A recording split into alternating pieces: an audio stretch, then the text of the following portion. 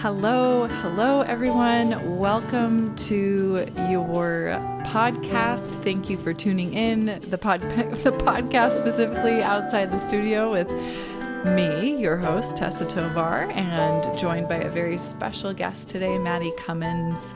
Mattie is a social worker and journey coach. She specializes in empowering people with anxiety, brain injury, chronic pain, and other neurological issues to find their best life. Mattie is also the host of the weekly video show, Calming the Chaos. She breaks apart myths and stigma surrounding mental illness and supports survivors with brain, body, and faith-based strategies to move forward and thrive. She has over 20 years of experience working with people with varying neurological issues and specializes in the grief loss process, adjustments to life changes, and coping with anxiety. So through brain education, assessing function, and helping people understand how their own personal stuff, and that's in quotes, and I love that, affects their relationships and their lives, she empowers people to find their new normal and make it their own. And gosh, how relevant is this right now? Thank you, Mattie, so much for being here. Welcome to the show. Well, thank you so much. And I'm very excited to be here. Yes, us too. Me too. I speak for everyone when I say that. So let's dive into the topic of, and I'm wondering for you and your experience, do these kind of go together? Anxiety, grief, and or loss. The idea that when we experience these things in our life and we're trying to figure out how to navigate that landscape of maybe it's all three, maybe it's a combination of two, maybe it's one. How do we move forward with it? I guess my question is always like, how do we honor the emotional experience, the human experience of that, not push it down and kind of, I don't know, maybe bypass or push down? Yeah. How do we let it express but not get stuck in that sense? I think that's a very great and very big question because it is. I think, and I talk about, one of the things I talk about is rhythms of life and not necessarily balance, because I think balance, we are a culture of attainable, like what do I attain and what's goals and, and our value is based on production. And so I really like to talk about the rhythms.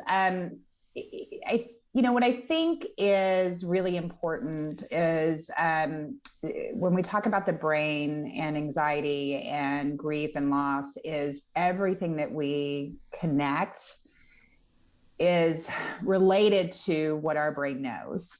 And the reason why I mention that is it's really easy to say, I'm having anxiety right now.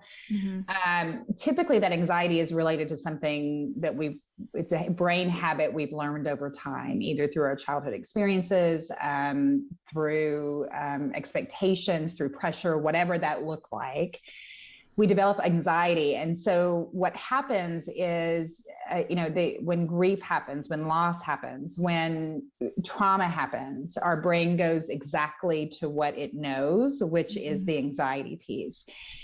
And so we have this great ability to compartmentalize typically. And so that you can kind of put things aside, emotions aside momentarily, so that we can focus on work or focus on our kids, whatever. But I think what I really want people to understand is that what typically happens in that compartmentalization is we shove everything behind a door, exactly what you're saying. We push it down. I say we shove it behind a closed door or a vault, sometimes that's completely locked down. And then as we experience these grieving processes, the loss, the trauma, whatever that is, things start leaking out. And then we respond and we're reacting instead of acting. So one of the things I use as an example is COVID. I think we're all hoping COVID just kind of, it's like, oh, okay, we're through it, but we're still dealing with the losses of it. And part of that importance is that, one of the things I do in my own practice with counseling and coaching clients is they'll say, well, I didn't have anxiety before COVID. The answer is you did probably, but it was such a low roar and our brain is so used to the anxiety, it's just our norm. Mm. So when grief happens, when loss happens, when COVID happened, when someone passes away, when we lose a job, like whatever that is, that door that I just talked about just comes screaming wide open, and then all these emotions pour out. That then is just feels very overwhelming to deal with. And so I think the important piece is to give ourselves space to recognize the emotions, to define whether it's new or past, and then to keep moving in whatever way we can in that moment, instead of just sitting in it day after day after day. Yeah. Well, and so I feel like this is how I experience things of this nature. When I say this nature, I'm talking about the anxiety, the grief, the loss. It's such like we can sit here and kind of talk about with each other when we're not in that state necessarily. Yes. But what are practical ways that we allow ourselves to be with the sensation in the moment, and then maybe I always kind of struggle with, is it helpful to think about it moving through it, progressing beyond it, or is it helpful to think about, and maybe it's not an either or is it helpful to think about allowing space for the grief and the loss and the anxiety to be present?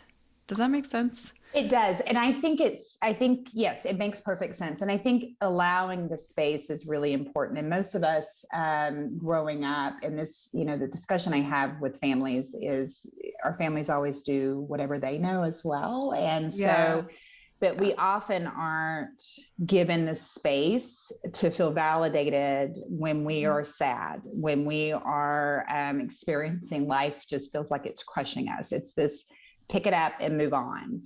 And so I think you have to have that space to grieve it. And, one of the things that I think is really important is our brains and our bodies are very connected, and often people don't understand that. And so the brain can get very overwhelmed with all of these emotions and all of these thoughts and all of these feelings, and we don't know how to do it, but don't know what to do with it.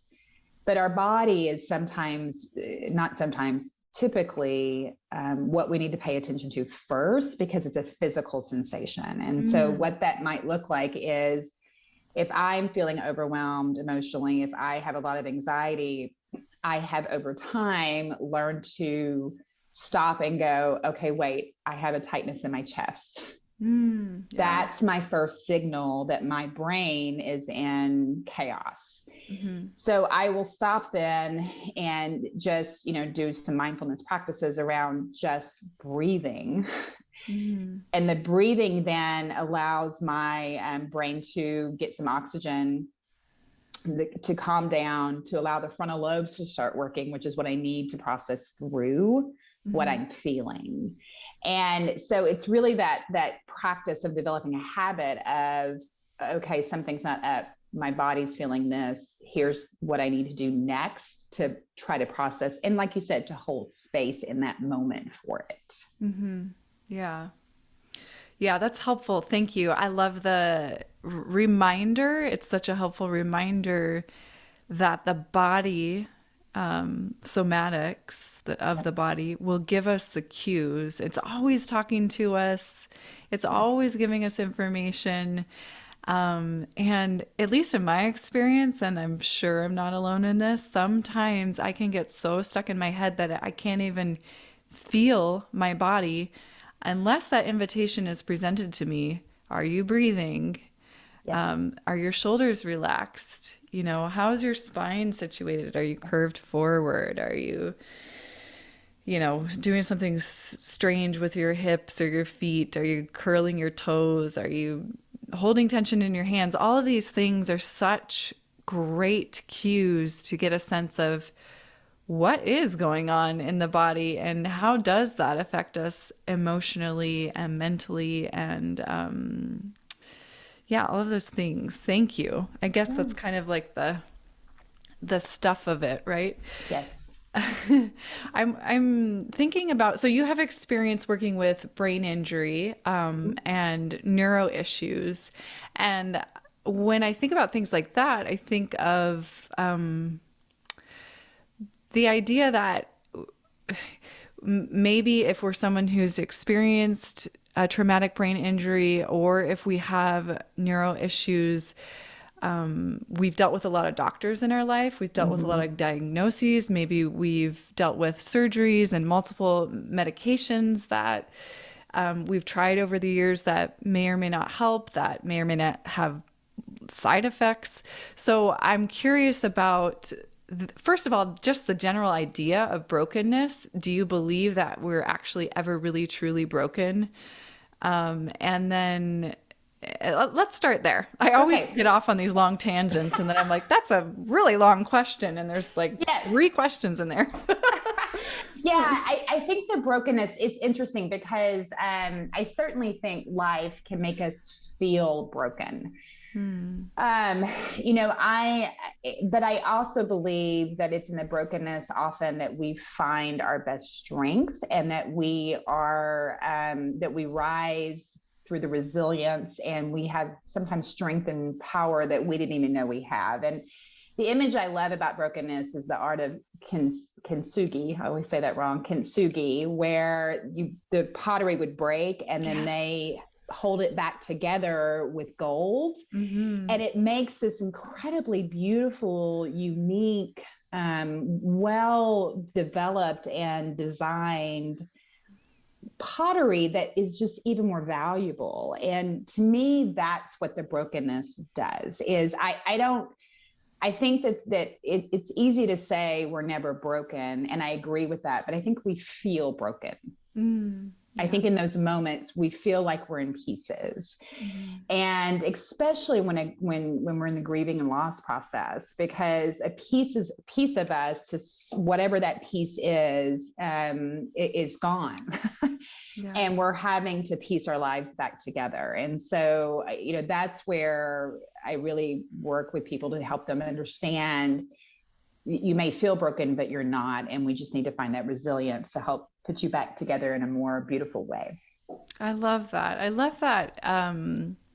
It's almost like an analogy of art being, we are pieces of art in this thing called life. And being broken isn't necessarily a negative, but could be viewed through this lens of beauty and resilience, like you said. I love that. That's such a nice reminder. And it's almost like a perspective shift, right? Like you can get down on yourself for thinking, this happened to me, I'll never recover, and I don't even know where to go from here. But if I can think about this in some way, and I don't know how I feel about the idea of like everything happens for a reason. When you think about things like child abuse or rape, or that seems senseless to me. I don't know if I agree with that, but the idea of resiliency being that, okay, is there some lesson in here, not because I did something wrong and I needed to learn a lesson, but what did I learn from that experience, and how did I create strength out of it? Okay, so the second part of the question, I don't even know how to say this. Maybe I'll just make a statement and you can... Make a statement. Okay. I'll follow. It's okay. Thank you.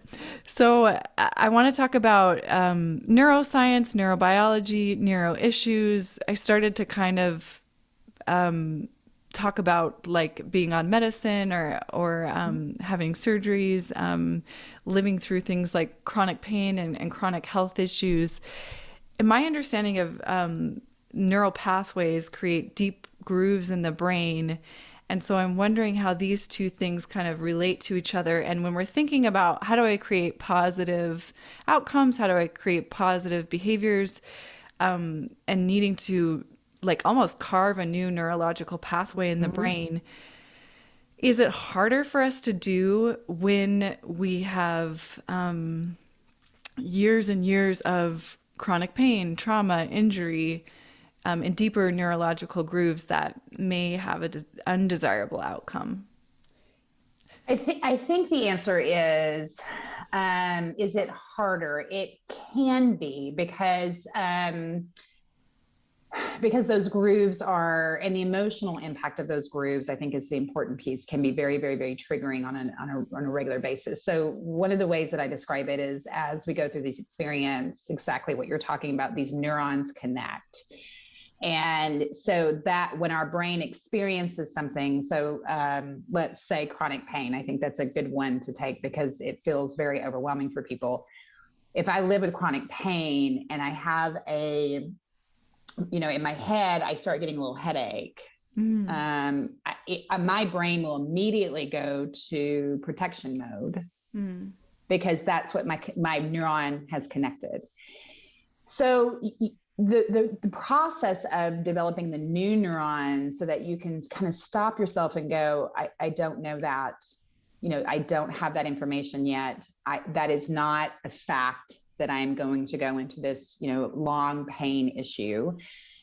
It takes intention. And I think that's what is hard, is the intention. And because we're very impatient people, and especially when you're living with chronic pain, with traumatic brain injury, with all of these, especially health issues, we are so impatient with everything going on around us for very good reason. So to talk about trying to develop intention can be very overwhelming, but it may look like you either in the morning or the afternoon or the middle of the day, wherever your best day part of the day is that you stop and go, okay, so what went well yesterday? How, even the small process of, and it sounds silly, but it's the rewiring that becomes important. Okay, my foot doesn't hurt right now. Let me think about my foot. And there's some great guided meditations around this about concentrating on another part of your body that doesn't hurt. I think part of what happens is we get into this, the brain gets in this habit of a never and a can't and I never will. And that is a habit that we have to break and start connecting new neurons. And yes, building in those deep grooves of the brain so that we go to that place first when we start feeling these activities. I think that I love how you talked about life being like an art. And one of the things I talk about is the art of thinking, is the art of brain injury, the art of life, because this is not a perfection process. And so even when I can build in those neural pathways that are stronger, so I don't go to the pain and I don't go immediately to the negative. When life happens and life gets more stressful, our brain goes right back into its old habits because it's protecting itself. That's what it's designed to do. And so it's really important that people know that you go through these rhythms and this is true for anxiety and I'm a perfect example of that. I know how my anxiety rolls. I have all my practices in place, but when life gets stressful, that's my coping mechanisms, the first thing that go out the door. So I have to be intentional again about pulling those in. And so this is the art of finding out, okay, this works for me until life gets more complicated and then something else is going to work differently. Yeah. It's kind of like as you're speaking about this, I'm thinking about the habit of building trust with yourself to believe that first of all, you have the capacity to heal, that you're capable of it, that you can trust yourself to build a new habit or behavior and what it takes is to become aware of kind of like the habit or behavior of the negative groove. And then the pause. I love how Tara Brach talks about the sacred pause. And in that pause, usually, hopefully, I guess the invitation is to choose the focus on, okay, what doesn't hurt? I love that practice. What doesn't hurt right now? Even if it seems arbitrary or kind of like, well, why would I pay attention to it if it's not hurting?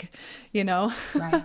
But that simple exercise is so key. I love that. Thank you for sharing that. Yeah. I'm curious how you came to this work. Well,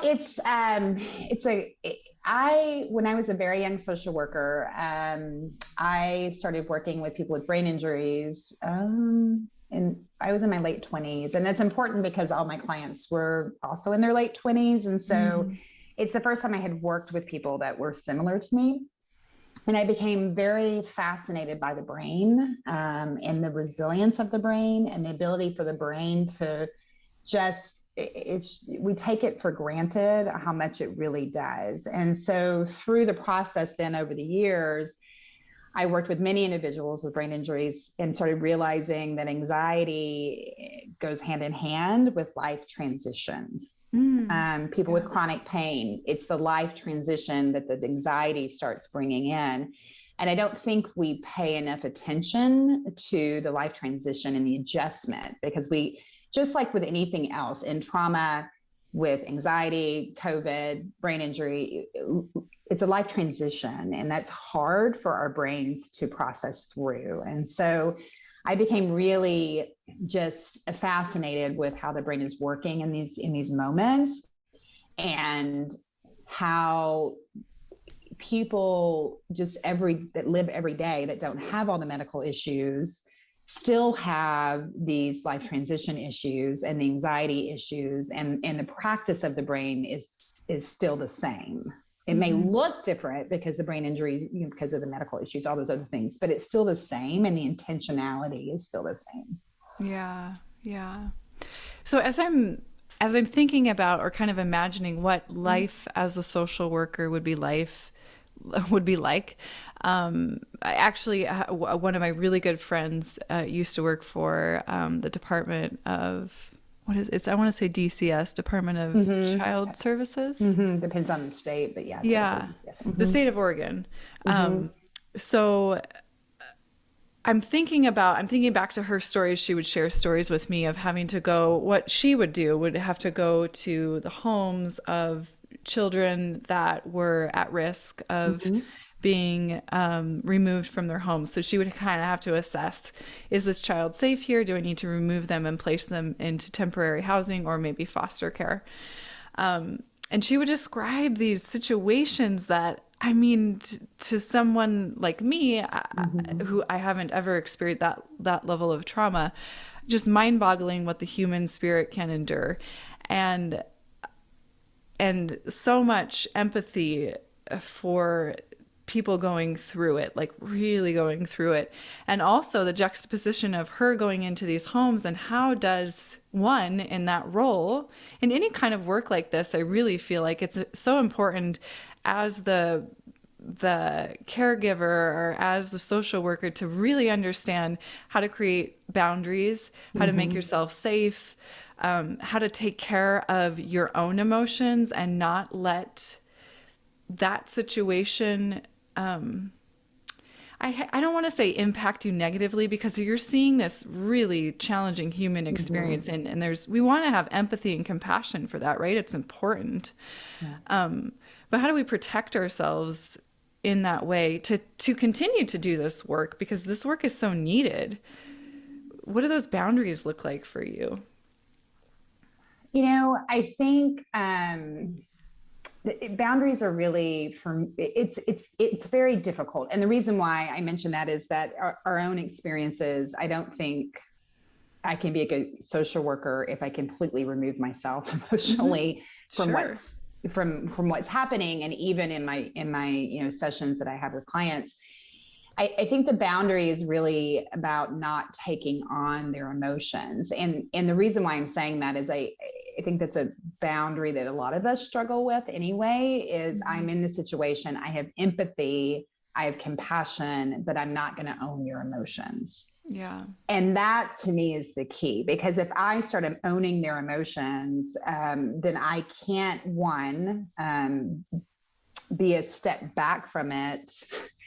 That then gives me the problem solving abilities to help them move through it or do whatever we need to do in the situation. And two, then I'm just going to burn out. I think, again, I just think COVID has changed the way that social workers work, because it was such a burnout time period for a lot of people, but especially for social workers and counselors, because we're living this alongside with everybody else. And so for me, it became really important to not own those emotions in those times, honor them, absolutely honor them, but not own them as my own. Yeah, such important work. And I wonder what that looks like for you. Is it like you're telling yourself, this child is sad. It's a sad situation. Right. I have some sadness there, but maybe not all of that sadness is my own. What is that dialogue like? I think that dialogue is, back to our previous conversation, which I think is why I love this work, is because it's all intertwined, is I'm feeling something uncomfortable. Typically, again, it's in my body. I'm feeling it. I'm feeling something uncomfortable. Is it triggering something that's the other thing, is we get triggered a lot in these situations. And so am I getting triggered? I talk about it simply as, is this my backpack? Is this my emotional backpack that I carry around with me, or is this new? If it's new, then what am I feeling that doesn't belong to me? And so it's so interesting when you can develop that habit, because it's very, very fast. And people would not even know that I'm moving through that. But that's just after years of potential burnout, did I learn that I have to stop and go, okay, is this mine or is this theirs? And if it's mine, then it's probably, if I'm taking on theirs, then it's probably related to my own stuff, as I say. Just it's because it all becomes very triggering, and the brain doesn't understand. And I think this is really important too. It doesn't understand my trauma is not as bad as your trauma. We like to kind of put values on the trauma, right? And I think it's dismissive of what we're feeling, because we can say my trauma, it's not really trauma because it's not like that. They had it much worse. And the brain doesn't understand that. It just understands I'm being triggered. And so I think to be able to give space to that as well, and honor the trauma is trauma. Yeah. It's my perception, it's my brain, it's my trauma, and not put value systems on it as well is really important, because what happens is that we then, like I said, we dismiss it and we throw it behind the closet and close the door and lock it, because it's not, I don't feel comfortable dealing with it at this moment. So yeah. No, thank you for saying that. I think that's a really important clarification to call out. And I absolutely agree with you that trauma is trauma is trauma. And physiologically, and I don't know this, on a scientific level, but I believe that we experience it in the body in the same way. Right? So yes. My trauma, my childhood trauma is different than yours. And it also shows up in my body in the same way it probably shows up in your body, if that makes sense. It makes perfect sense, yeah. Okay. But thank you for calling that out. I think that's a really important point. And actually, that's something that I didn't come to absorb or integrate until probably my mid-30s, because I kept going to therapy, like asking my therapist, what do I have to complain about? I had a roof over my head. I had two parents. We had enough. So why do I feel so broken? And I was putting value judgment on my own, and that wasn't getting me anywhere. It wasn't helpful. I still had these habits and behaviors that were undesirable, and I was still living as if I were walking around on eggshells, and that is a result of childhood trauma. Yeah. So, yes.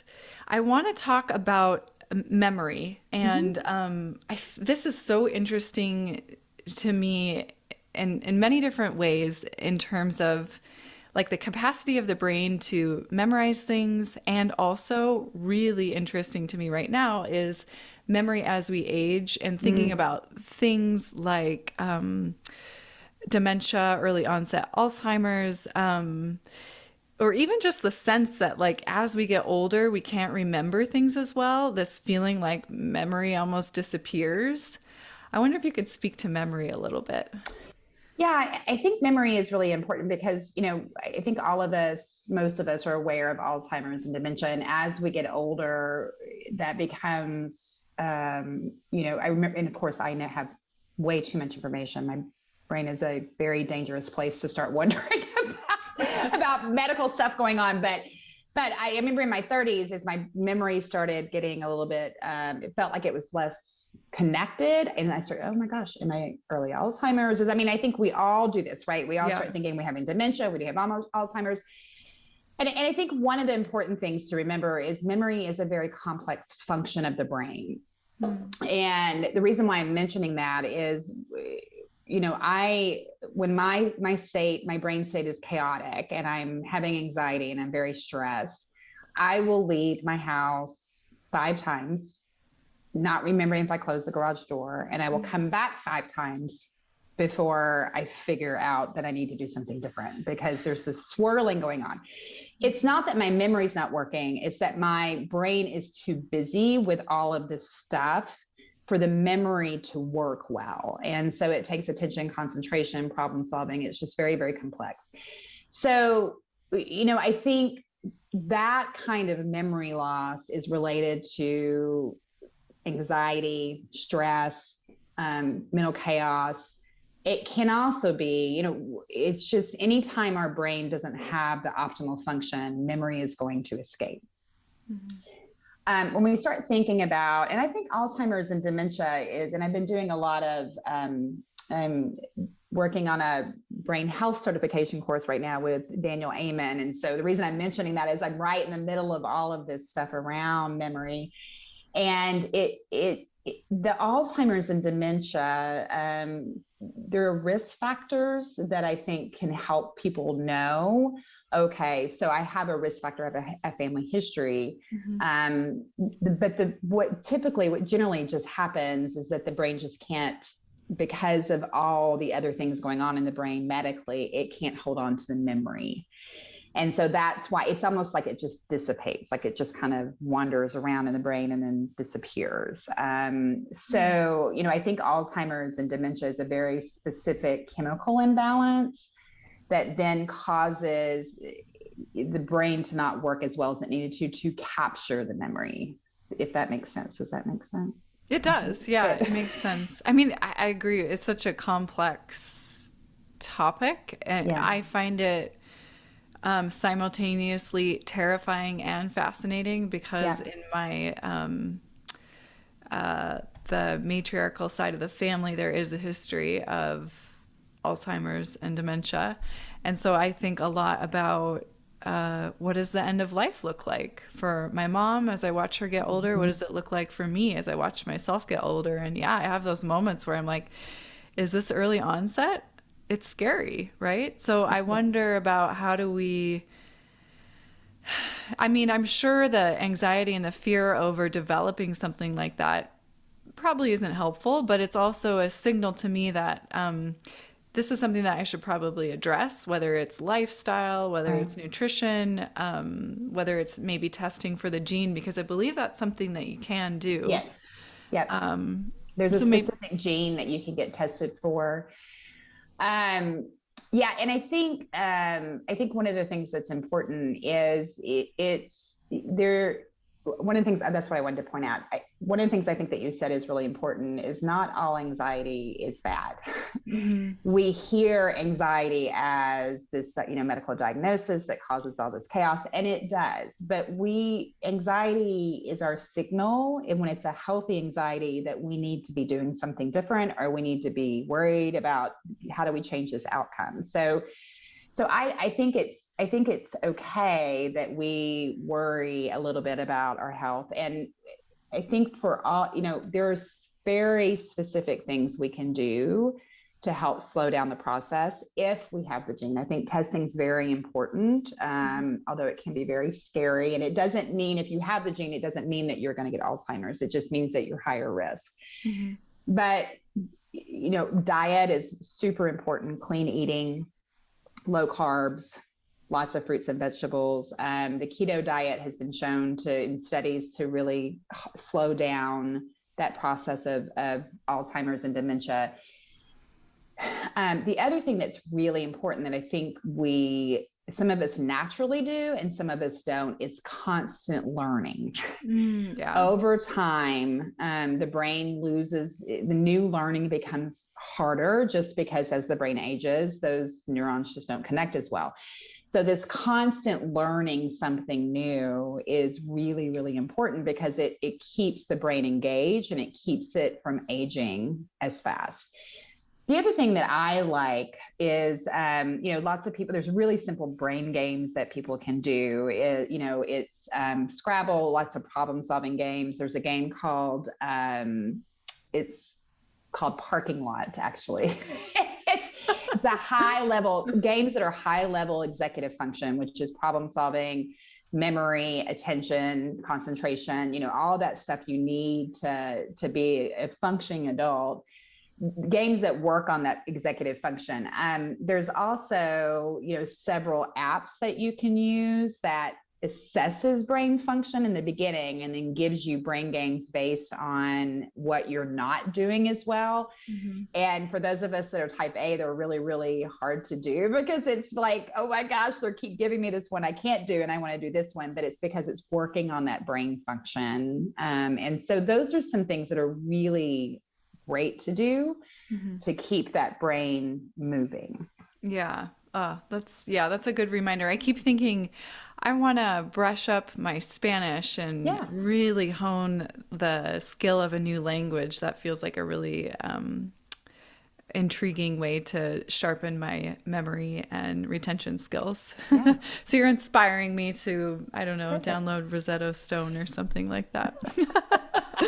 That would be an excellent one because that takes a lot. Yeah, exactly what you're saying. It takes a lot of learning new language is a very complex brain function. And so it would be, that's the kind of thing that would just keep that brain motivated and moving. Yeah. And the one last thing I'm going to say about this, and then I'm going to change the topic, is so my grandma passed away of Alzheimer's about 2 years ago. She actually would have been 100 years old on April 12th. Wow. And she was pretty sharp up until about 5 years when she started to really exhibit those obvious signs of dementia and Alzheimer's.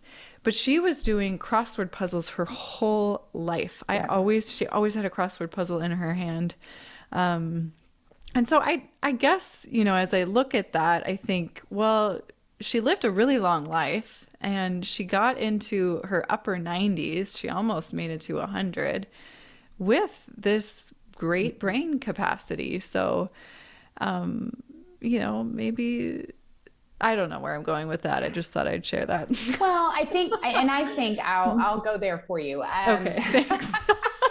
I think it's really interesting because one of the things they show is that the studies are showing that if you can engage in these really brain health behaviors, you stave off the Alzheimer's longer. Okay. And when you're saying, I've been working in this world for a long time. And when you're saying that, your grandmother got up to 93, I can't do math very well, but, before she really started declining, that's phenomenal. Yeah.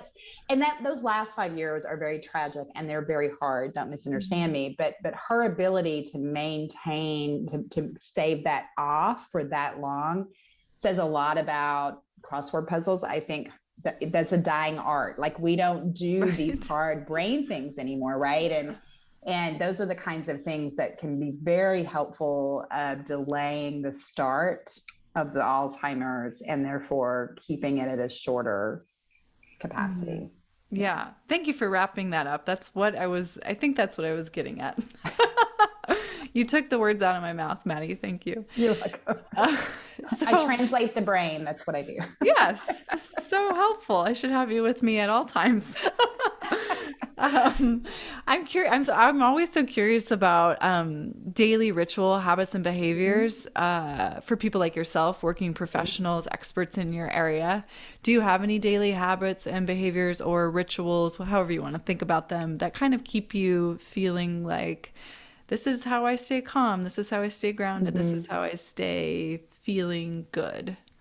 Yes. Yeah, I do. It's I get up 30 minutes earlier than I would probably like to. I have an 11-year-old son. And so my morning starts very early with the school and the things and all the stuff and the emails. And so I get up 30 minutes early and, I do different intention things that day, during that time period, but mostly surrounding how is my day going to look. And what I mean by that is not necessarily a to-do list, but where can I see the positive happening today so that I'm looking for it instead of just rushing through and seeing all the negative stuff.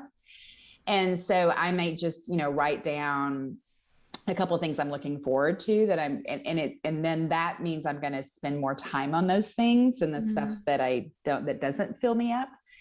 And then I do, I do guided meditations throughout the day as well. I don't do meditation well because my brain is too busy. And so it's just not something that I have found to be successful at. However, guided meditation is incredibly wonderful. And I typically set a timer so that I'm stopping throughout the day and doing a short guided meditation to bring down whatever stress I'm feeling back to a status quo so that I can continue throughout my day. What I have found is when I can do those things, by the time I pick up my son from school, I am engaged with him. I am present, which is always my goal every day, is to be as present as possible with my son and not in my head rolling around all the stuff that didn't get done.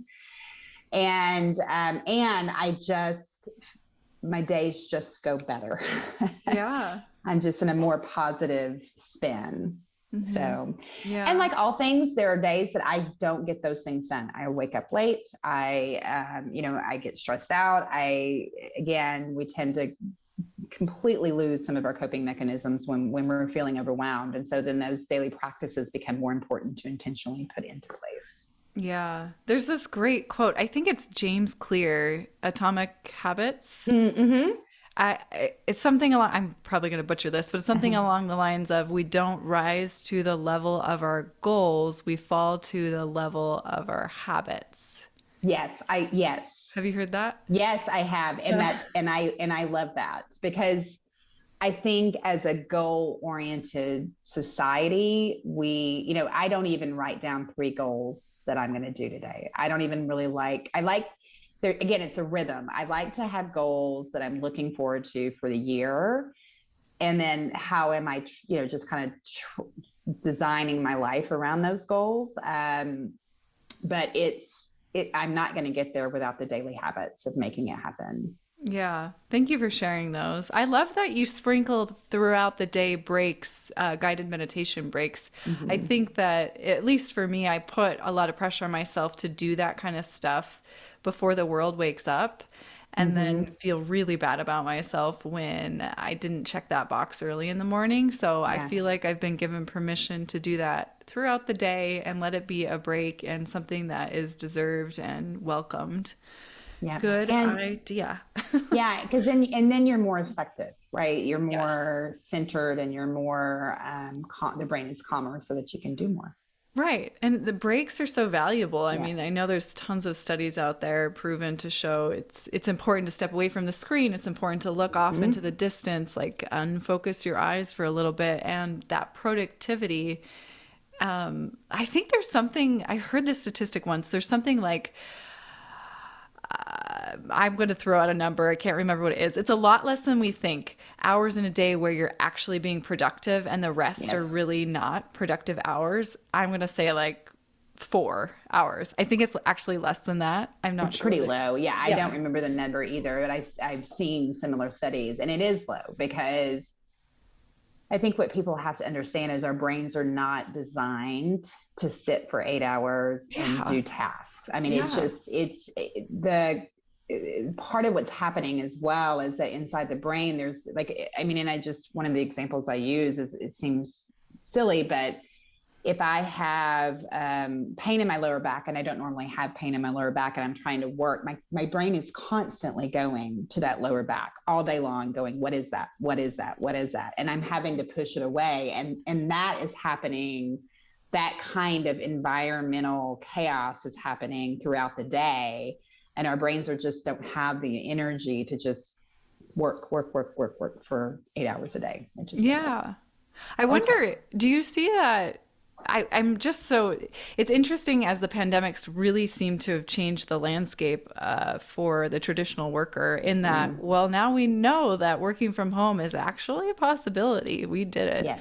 And then I'm hoping that we'll see a shift towards a shift away from the standard 8 to 5 Monday through Friday because of all of this data, all of these scientific studies that show the amount of productivity is so much less than we think it is. What do you think? Do you think we'll see a shift like that? I hope we'll see a shift. I think what I'm seeing happen, and that I am very excited to see, is that there's a shift on the value of the employee and not necessarily that they're filling a seat in a position. And I feel like, and I'm hopeful that employees are really going to start demanding that, because it's not helpful for us. It's not helpful for them. It's not helpful for our lives. You know, if I'm worried about whether my kid's sick at school, I'm not going to be as productive as if I'm, have a break in the middle of the day that I can go pick him up if I need. It's just, Yeah. I just think, Brene Brown is one of my favorite social workers on the planet. And she talks a lot about this vulnerability in the workplace, which I think is really super important. And part of that vulnerability is, I need this. Like if you want me to be as a productive employee, I need these things in place so that I can be productive at home as well. And I'm seeing that shift. So I'm hoping it's going to keep moving forward. Yeah, I'm hopeful for that too. I hope so too, so badly. And I think things like this take time, it's like turning a huge ship that's going in one direction and making this massive turn in the other direction. It just, we'll see that transition over time. But I'm hopeful as well. I'm wondering if there's any last thing that you want to share, something that you're excited about, that you're working on, a really good book that you're reading right now, anything else that you want the audience to take away? Oh, that's a list, but I'll keep it short. So I am rereading The Body Keeps the Score right now. And it's, I read it right after it came out, and I'm rereading it, and with a new understanding of just the reason I'm so excited about it is, for some reason, I totally missed in the beginning the discussion that he has around the pharmaceutical, how all of our medical system has developed with psychiatric medicine. And so it's really interesting to me to then relate that to how does our body really keep the stress and anxiety and the trauma, and what do we need to do about that? So I'm rereading that, and I'm always very excited about that. For me, for one of the things I've recognized is that's, I think, a huge shift for me, is that I love doing one-on-one counseling and coaching, but I am a true believer in collective healing. And one of the things I was really frustrated with having my own private practice in counseling is that there'd be all these women that I couldn't connect with each other because of the implications of counseling and all of the ethical, which is there for a reason. But I'm actually starting on this journey of trying to put the tools we talk about, and the education and the learning and the grace, into the hands of women who then can collectively heal just with someone kind of going in there and helping out with things. And so I ran a pilot program of this in December, and it was amazing for people to have access when they needed access for it, in an affordable way that they can afford it. And then to have that collective healing with other women walking through the journey of just calming this chaos and learning to thrive in our lives instead of just survive. So so that's a new program I'm putting together, and very excited about it. Ah, wonderful. Well, I'd love to share any resources and links in the show notes if that's something that you want to share out. I would love that. Yeah. That's so very good work. Thank you so much for being on the show today, Mattie. I really appreciate your grace, your wisdom, and your presence. Thank you so much. Thank you for having me. It was very fun. Well, everyone, that concludes another amazing episode of Outside the Studio. I hope you enjoyed yourself. I hope you learned something new, maybe remembered something old, maybe felt inspired to apply something to your life. You can hear my dog in the background. She's doing a little happy dance. So Daisy enjoyed it. Anyhow, I wanted to just pop in here to wrap us up to say a couple of things. Number one, I have such an amazing team that helps me put these podcasts together. Without them, I wouldn't be able to bring these amazing conversations to you. So thank you to my producer, my director of creative services, my sound editor, my engineer, Consistency Media. Don't know what I would do without you. Thank you, thank you, thank you. And the amazing creation and artistic musical genius, Drew Lovern. Thank you so much for putting together this music specifically for Outside the Studio. So unique to the show, only place you're ever going to hear it is right here. Thanks, you guys. You make my world go round. Stay well, everyone. Thank you for listening. Don't forget to subscribe, rate, and review, share on the socials, especially if it's a show that you think, hey, this could help somebody else. That's what this is all about, right? We're sharing information so that we're better, so that we're inspired, so that we're lifting each other up, and we're learning how to be in this world, living on this planet to the best of our ability, sharing information and inspiring one another. And that's my hope. That's my hope for the show. Take care.